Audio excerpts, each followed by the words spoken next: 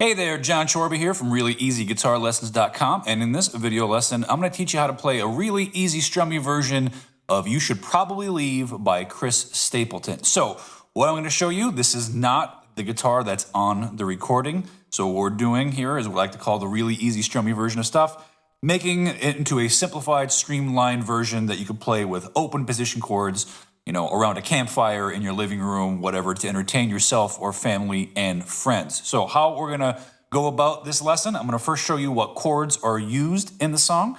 Then we're gonna organize those chords into chord progressions. Spoiler alert, there's only 3 chord progressions in the song, and they're quite easy. This song is great for beginners that are just learning open position chords. There's not a lot of chords in it. Again, it's pretty straightforward, and the strumming pattern that we're gonna use is also pretty easy and straightforward. So let's just jump in and get started. All right, we're going to take a look at the chords that are used in the song, but before we do, I want to mention that we are going to put a capo on the 2nd fret, and all of the chord names that I'm going to call out are in relationship to that capo.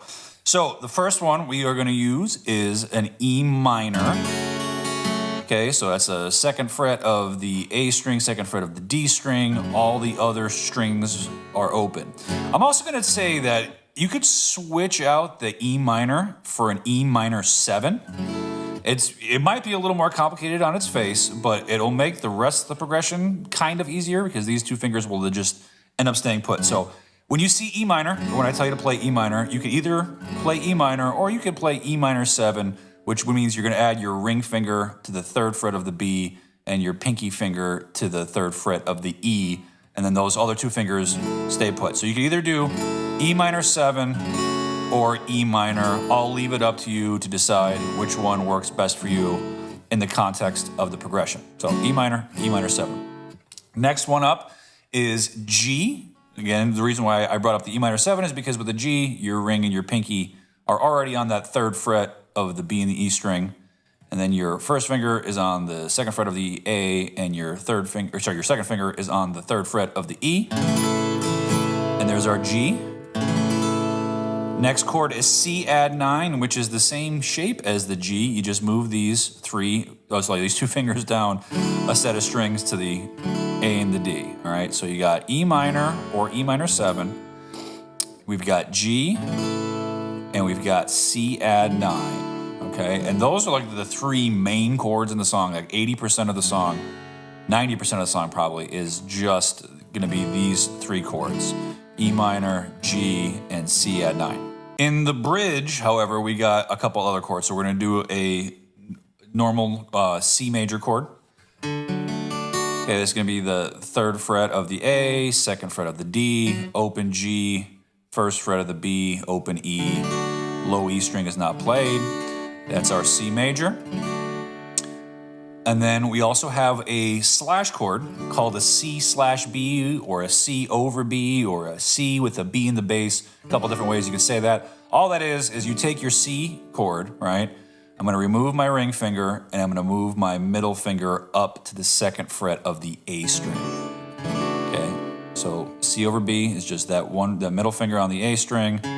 D string. The D string actually could be muted, right? You could just kind of mute it, or it could be open. It doesn't really matter. You're only on this chord for 2 beats anyways, so as long as you get the bass note right, that's kind of really all that matters.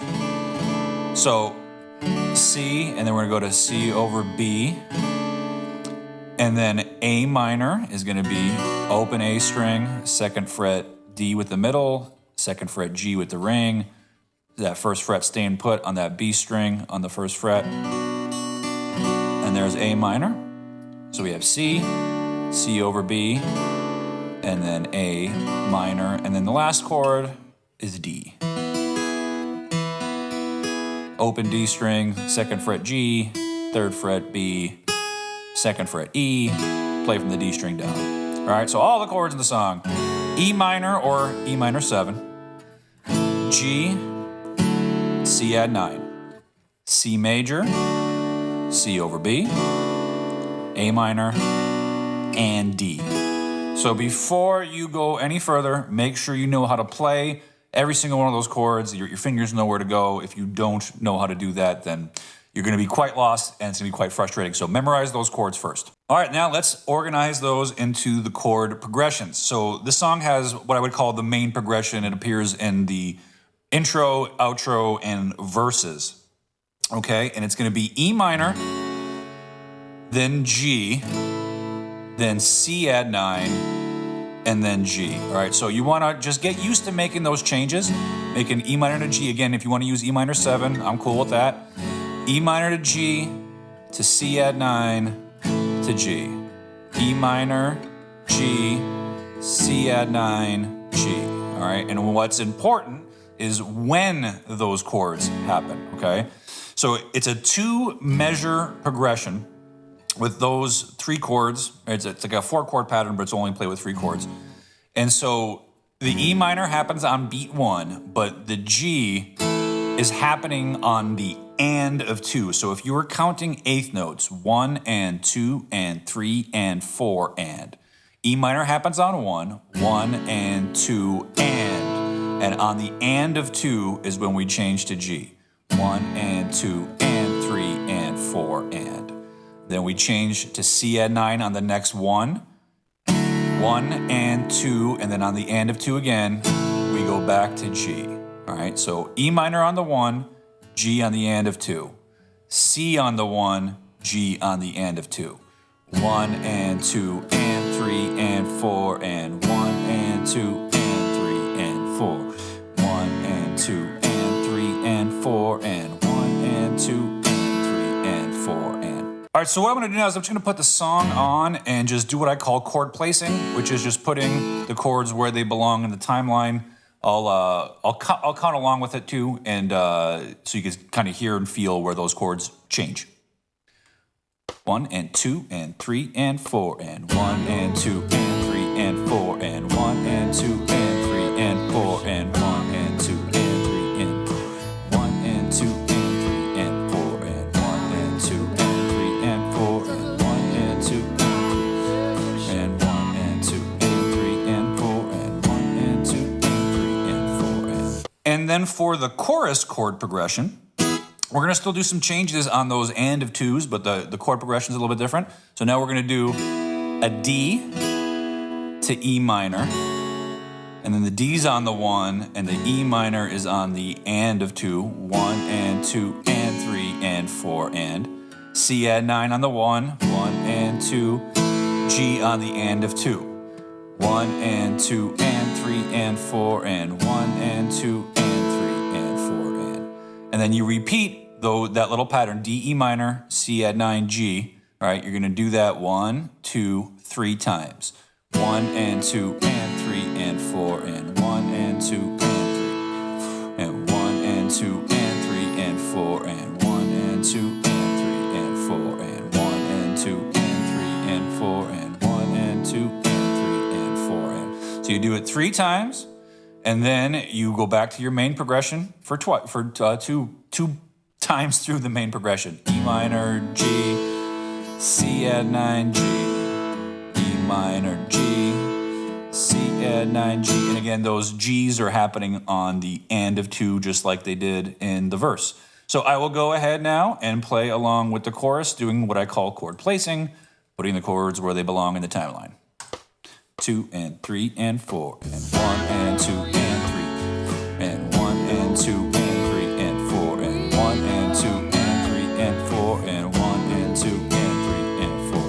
1 and 2 and 3 and 4 and 1 and 2 and 3 and 4 and 1 and 2 and 3 and 4 and 1 and 2 and 4 and 1 and 2 and 3 and 4 and 1 and 2 and 3 and 4 and. And then in it, we have a bridge in the song, which now we're gonna get rid of changing on the and of 2 and change on the 3. So we're gonna do C to C over B, and that change happens, C happens on beat 1, C over B happens on beat 3. 1, 2, 3, 4. Then you go to A minor on beat 1, 1, 2, back to the C over B on beat 3. And then you go to C and you hold that for 2 measures. So it's 1, 2, 3, 4.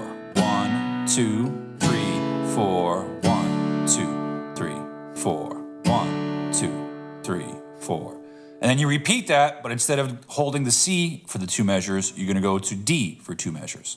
Okay? So the whole thing is going to be C, 2, B, 4, A, 2, B, 4, C, 2, 3, 4, C, 2, 3, 4, C, 2, B, 4, A, 2, B, 4, D, 2, 3, 4, D, 2, 3, 4. I will play along with the bridge. C, 2, 3, 4, A, 2, B, 4, 1, 2, 3, 4, 1, 2, 3, 4, 1, 2, 3, 4, 1, 2, 3, 4, 1, 2, 3, 4, 1, 2, 3, 4. And then before I show you the simple strumming pattern, organizing all those chord progressions and the structure of the song, so you have your intro, which is your main progression. It's going to go 2 times. And then every time you have a verse, you're doing the main progression 4 times. So you do your first verse, main progression 4 times. Then you do your chorus, which is just going through the chorus progression 1 time. Then you do another verse. Then you do another chorus. Then you do the bridge. And there's the guitar solo, which is the main progression 4 times, which is essentially just doing the verse again. And then for verse 3, it's a diverse pattern, but I would play that just a little more quiet. It's kind of like a quiet verse. And then another chorus progression, and then you have the outro, which is your verse until it ends. It's just two times through it, and then the whole thing is done. So once you understand how it's structured, it's very, very simple to get your mind around. Again, it's just 3 progressions looped over and over again. And then now when we talk about strumming, we're going to just keep it simple and do straight 8th notes. 1 and 2 and 3 and 4. And remember, when you do straight 8th notes, your downs are on the beat and your ups are on the ands, right? So 1 and 2 and 3 and 4 and. That means with all of your chord changes where the change is on the and of 2, you're making those changes with an up strum. So when you're going from E minor to G, E minor's on the down, 1 and 2, and then the G is on the up on the end of 2. 1 and 2 and 3 and 4 and 1 and 2 and 3 and 1 and 2 and 3 and 4 and 1 and 2 and 3 and 4. Always remember, when you're strumming, your right hand should not stop. There should be no gap of doom between your chord changes. 1 and 2 and 3 and 4 and 1. Yeah, we don't want to have that. I would rather have your chord changes sound a little muted than have you develop the bad habit of being out of sync with your hands or having one hand be the lead hand, right? You want to have independence. They work together. They're synchronized, but they're independent limbs, okay? So this hand, the right hand, is just doing 1 and 2 and 3 and 4 and down, up, down, up, down, up, down, up. Steady as you can go, just staying with down, up strums, all right? So what I'm going to do now is I'm going to put the song on. I'm going to go through a verse and a chorus with strumming and chord changing.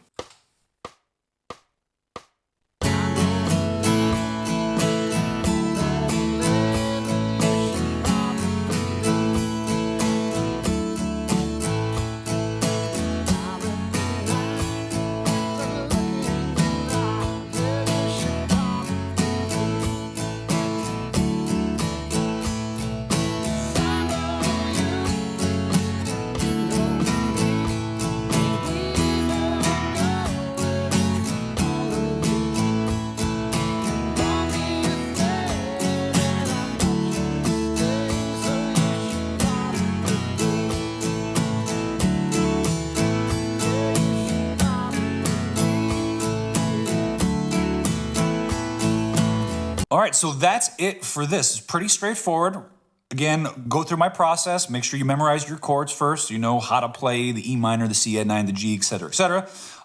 As you're working through the chord progressions, if you find that any chord changes give you issues, isolate those specific changes and practice them by themselves. So, I mean, it's all pretty straightforward, but, like, you know, maybe going from the C or the A minor to the D, like, that can maybe be challenging. So whatever the change is that you have a problem with, you want to just focus on that specific change and practice it over and over and over again. And then work through chord placing, just putting the chords where they belong in the timeline, and then add strumming to the mix. And when you do that, make sure that you're staying in sync, that your right hand keeps going and you don't have the gap of doom, all right? So that's it for this video lesson. I hope you enjoyed it, and I'll see you next time. Thank you so much for watching. If you enjoyed this video, please hit the like and subscribe button to get more videos like this. If you are a beginner or intermediate guitar player and you are totally lost, confused, overwhelmed, not sure what you should be working on, head over to reallyeasyguitarlessons.com/quiz where you can take my free guitar practicing assessment.